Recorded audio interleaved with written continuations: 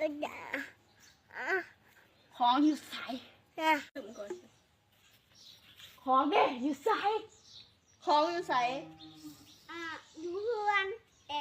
ลืมไปเอาจะทราบเขาไปเอาอย่างพ่อตะกร้าโกงเขาบ่เข้าบริโกงท่านใส่จะเอาไหมอย่าให้พูดว่าโกงไปเอาของมา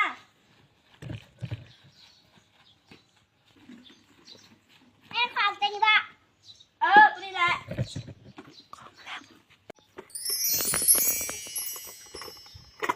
นี่แหละสินค้าตัวใหม่ของเขาตัวนี้บอกเขาว่าน้ำหอมไอวิน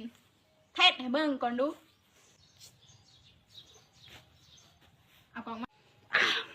หอมมะขนาดก้นก็ยังหอมต้องน้ำหอมไอวินอยู่ไซด์ละหอมน้ำหอม